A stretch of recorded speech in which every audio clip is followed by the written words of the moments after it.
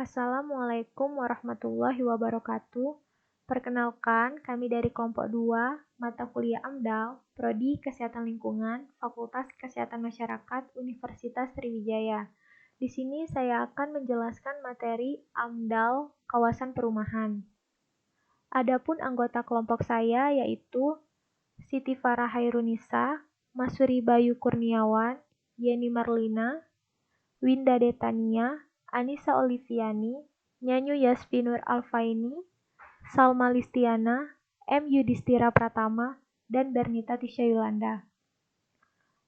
Pada materi ini terdapat 3 komponen yang akan saya bahas, yaitu 1. Pengertian dan pentingnya AMDAL kawasan perumahan, 2. Proses penyampaian awal AMDAL, dan yang terakhir dokumen yang disiapkan. Baiklah, langsung saja masuk ke materi yang pertama mengenai pengertian dan pentingnya AMDAL kawasan perumahan.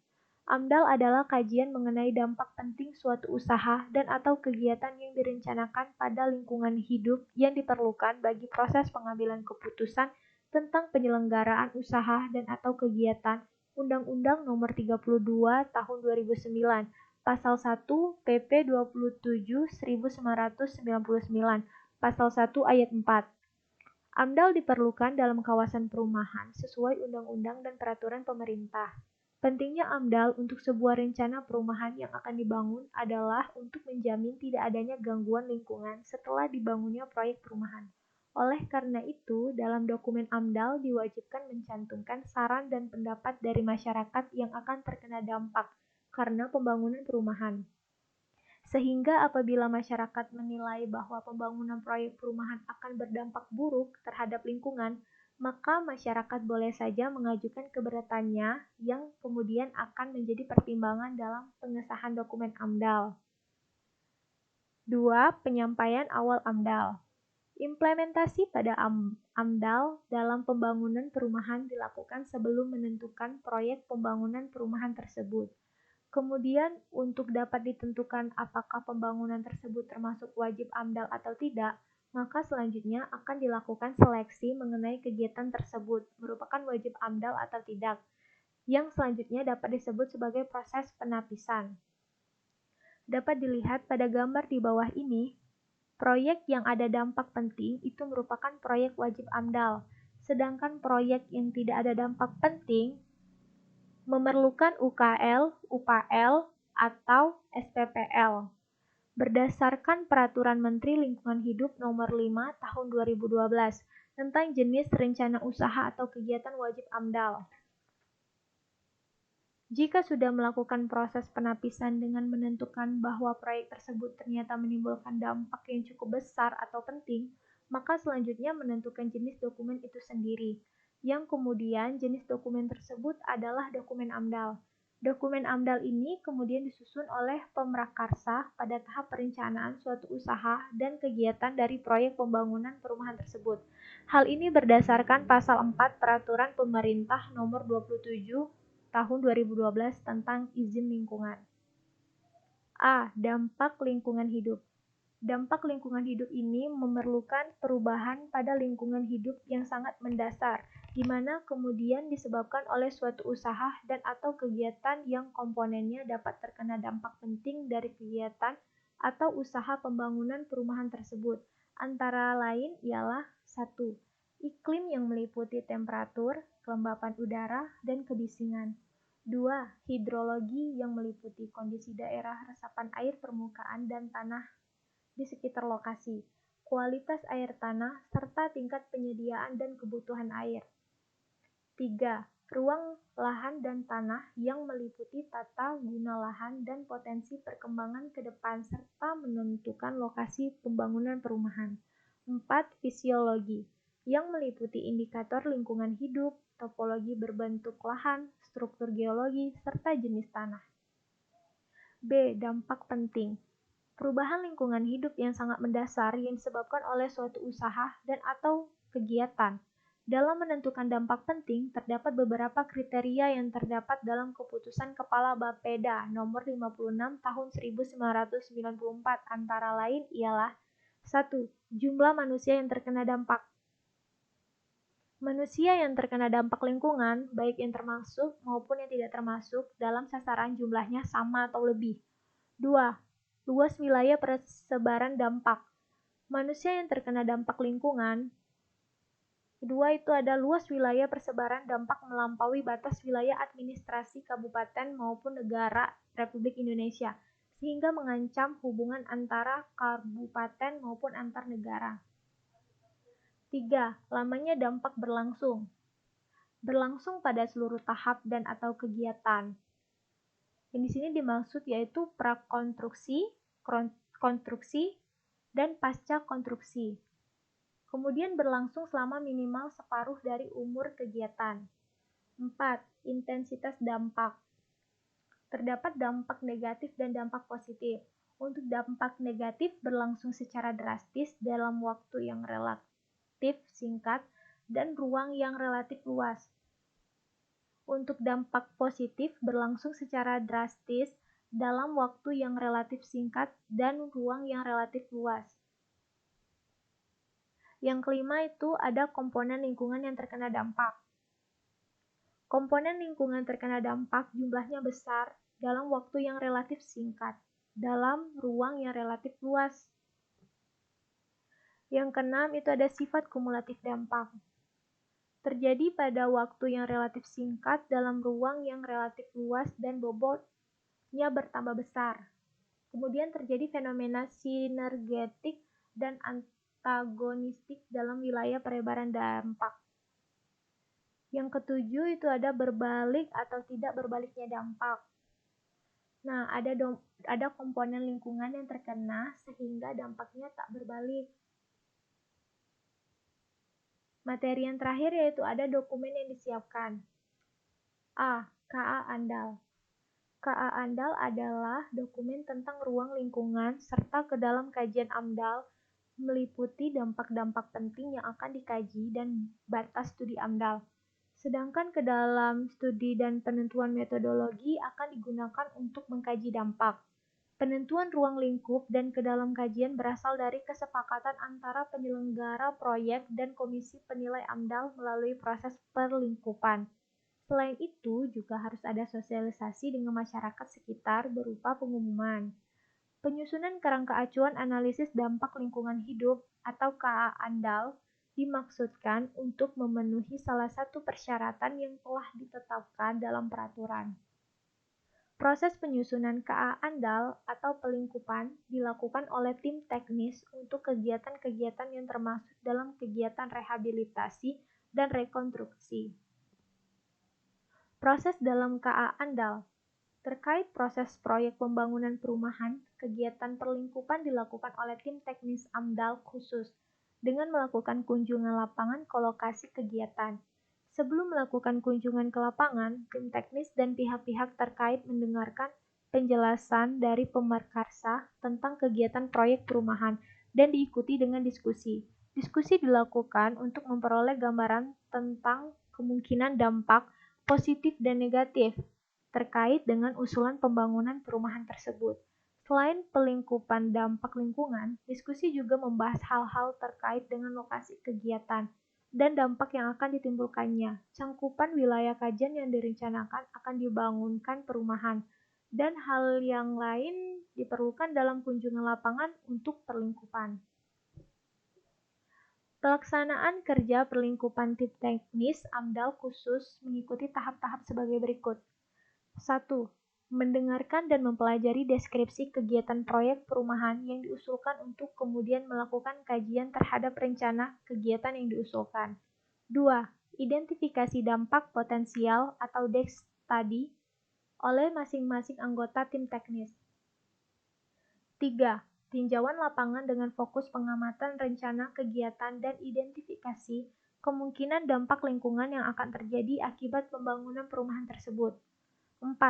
Verifikasi hasil tinjauan lapangan yang dipadankan dengan hasil evaluasi dampak hipotetik atau identifikasi dampak lingkungan yang ditentukan sebelum tinjauan lapangan.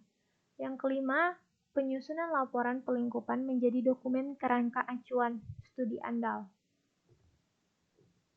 B. ANDAL. ANDAL adalah dokumen yang berisi telaah secara cermat terdapat dampak penting dari suatu rencana kegiatan. Berdasarkan definisi tersebut, maka tujuan dari andal perumahan disusun untuk menyampaikan telaahan secara cermat dan mendalam tentang dampak penting suatu rencana, usaha, dan atau kegiatan dari pembangunan perumahan tersebut.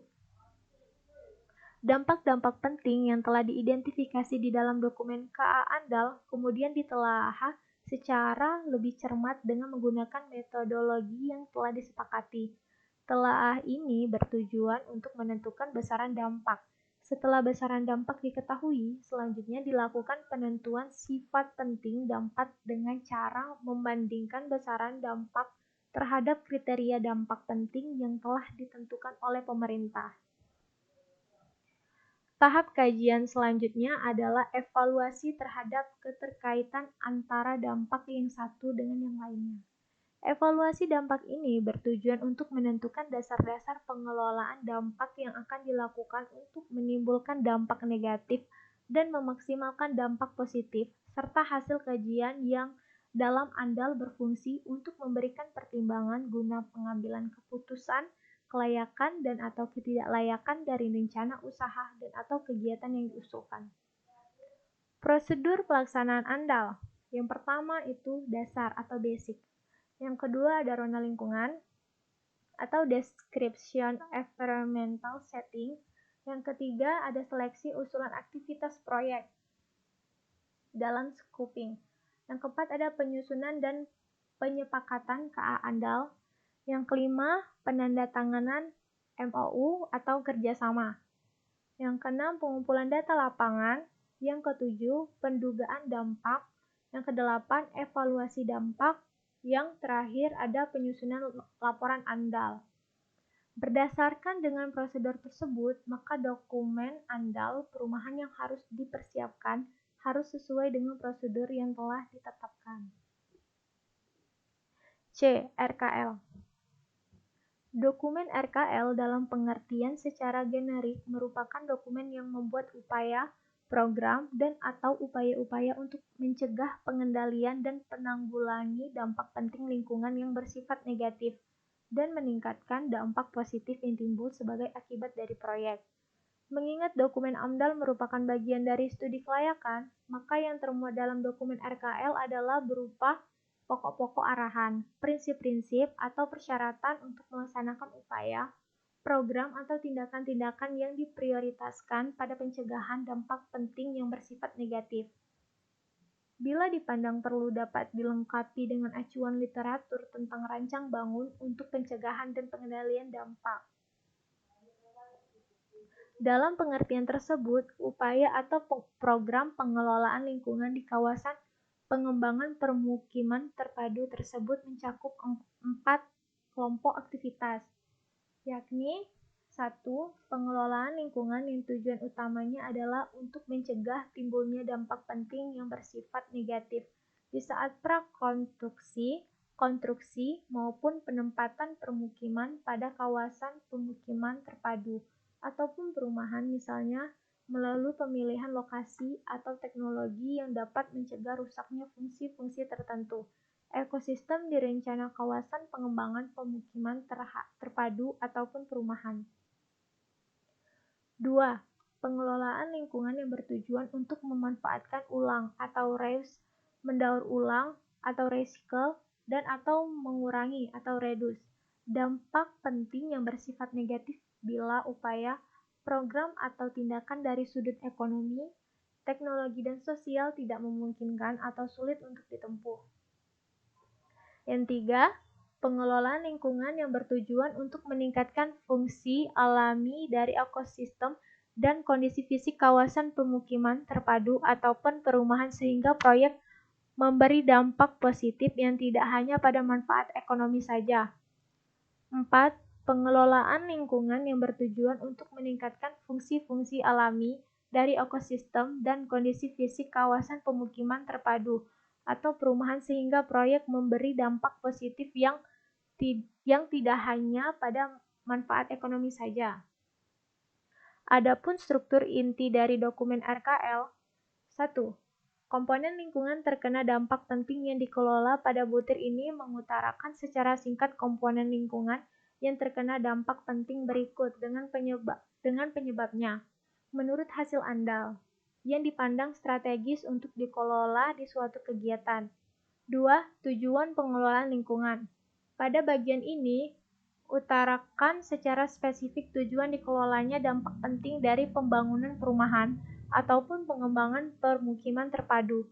Berikut dengan dampak turunannya yang secara simultan akan turut tercegah atau tertanggulangi. Keterkaitan inter-ekosistem. Yang ketiga, pengelolaan lingkungan. Pada butir ini, hendaknya diuraikan secara jelas upaya-upaya, program atau tindakan untuk mencegah, menanggulangi, dan mengendalikan dampak negatif penting, serta berbagai upaya untuk mengembangkan dampak positif penting akibat kegiatan proyek. Yang keempat, waktu dan lokasi pengelolaan. Pada butir ini, hendaknya dijelaskan tentang waktu dan lokasi pengelolaan lingkungan dengan memperhatikan sifat dampak penting yang dikelola atau lama dampak berlangsung, sifat kumulatif, berbalik tidaknya dampak. Lokasi pengelolaan lingkungan sejauh mungkin dilengkapi pula dengan peta atau sketsa atau gambar. 5. Pembiayaan pengelolaan lingkungan. Pembiayaan untuk pengelolaan lingkungan bersumber dari pemerkarsa proyek. Biaya yang dimaksud antara lain meliputi biaya investasi, biaya operasi, dan biaya pendidikan serta pelatihan keterampilan operasional. Yang keenam, institusi pengelolaan lingkungan. Uraian pada butir ini hendaknya mengacu pada makna yang terkandung dalam lampiran 2 Keputusan Menteri Negara Lingkungan Hidup tentang Pedoman Penyusunan AMDAL. D. RPL. RPL adalah dokumen yang membuat upaya pemantauan untuk melihat perubahan lingkungan yang disebabkan oleh dampak-dampak dari rencana proyek. Hasil pemantauan ini digunakan untuk mengevaluasi efektivitas upaya pengelolaan proyek yang telah dilakukan, ketaatan penyelenggara proyek terhadap peraturan lingkungan hidup, dan dapat digunakan untuk mengevaluasi analisis dampak digunakan dalam kajian andal. Rencana Pemantauan Lingkungan Hidup atau RPL membuat secara singkat dan jelas rencana pemantauan lingkungan yang disajikan dalam bentuk matriks untuk dampak yang ditimbulkan oleh rencana kegiatan. Matriks ini berisi elemen-elemen sebagai berikut. 1. Dampak lingkungan yang dipantau terdiri dari jenis dampak yang terjadi, komponen lingkungan yang terkena dampak, indikator atau parameter yang dipantau, sumber dampak. 2. Bentuk pemantauan lingkungan hidup yang terdiri dari metode pengumpulan analisis data, lokasi pemantauan, waktu frekuensi pemantauan. Yang ketiga, institusi pemantauan lingkungan hidup. Sesuai dengan hasil telaahan dampak penting hipotesis. Beberapa dampak penting yang akan dipantau meliputi dampak yang diperkirakan akan terjadi pada tahap prakonstruksi, konstruksi operasional yaitu penyediaan lahan. Fungsi Rencana Pemantauan Lingkungan Hidup atau RPL yaitu 1. Alat evaluasi terhadap mekanisme kerja suatu sistem pengelolaan lingkungan. 2. Mengetahui keunggulan dan kelemahan pengelolaan lingkungan. 3. Dapat memonitor secara dini perubahan-perubahan kualitas lingkungan. 4. Memperkecil resiko dan potensi gugatan hukum dari pihak eksternal terhadap dampak kegiatan. 5. Menjadi alat bukti dalam menilai ketaatan atau kepatuhan pemprakarsa terhadap peraturan perundang-undangan. Keenam, meningkatkan citra baik perusahaan di kalangan pemerintah, konsumen, mitra bisnis, dan masyarakat. Perumahan atau pemukiman merupakan bagian yang tidak terpisahkan dalam perencanaan tata ruang wilayah, sehingga dalam pelaksanaannya harus selalu mengacu pada rencana tata ruang wilayah baik nasional, provinsi, maupun kabupaten atau kota.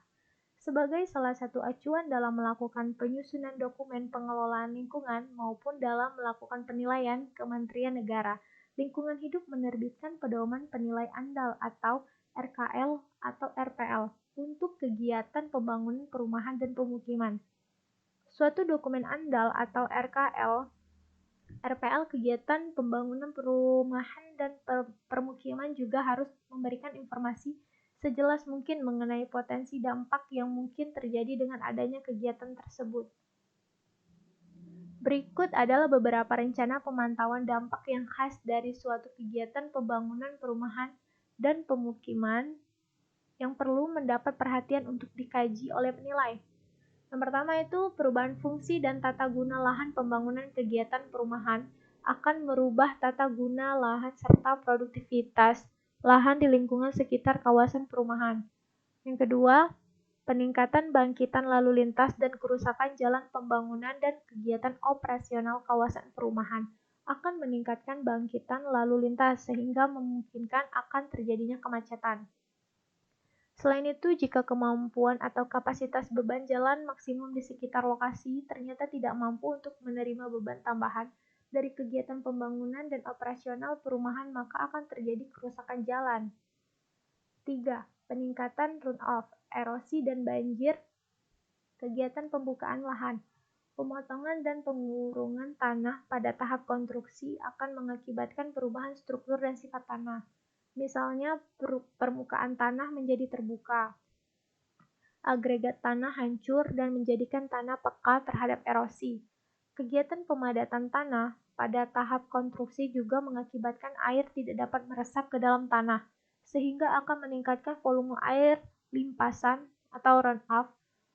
Hal tersebut akan terus berlangsung sampai tahap operasi, sehingga ketika pemrakarsa tidak memiliki perencanaan yang matang mengenai jaringan saluran drainase dan upaya pencegahan banjir setempat yang baik, maka bencana banjir akan terjadi. Kegiatan pemadatan inilah yang perlu menjadi titik berat dalam penilaian dan pemantauan AMDAL atau UKL, UPL, pembangunan perumahan dan permukiman. Yang keempat, penurunan kualitas udara atau debu. Penurunan kualitas udara atau peningkatan kadar debu diakibatkan oleh kegiatan pembukaan lahan dan mobilisasi alat dan bahan pada tahap konstruksi serta dari kegiatan-kegiatan lain pada tahap operasi. Yang kelima, peningkatan kebisingan.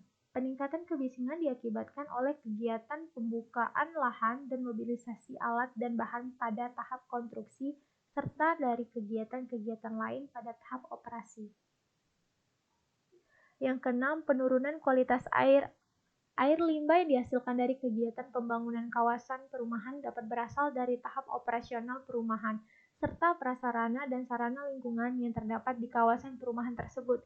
Jika pemprakarsa tidak memiliki perencanaan mengenai jaringan air limbah yang baik, maka akan berakibat terhadap penurunan kualitas air permukaan. Yang ketujuh, penurunan kuantitas air berkurangnya daerah resapan air, serta meningkatnya kebutuhan air yang diakibatkan oleh kegiatan pembangunan perumahan akan mengurangi kuantitas air tanah maupun kuantitas air permukaan. Yang kedelapan, perubahan mata pencarian dan pendapatan penduduk. Perubahan mata pencarian dan pendapatan penduduk lokal dapat ditimbulkan oleh kegiatan pembebasan lahan maupun oleh kegiatan penerimaan tenaga kerja pada tahap konstruksi dan operasi. Yang kesembilan, peningkatan kesempatan kerja dan berusaha. Kegiatan konstruksi dan operasi akan mengakibatkan peningkatan kesempatan kerja dan perusahaan bagi penduduk di sekitar kawasan perumahan. 10.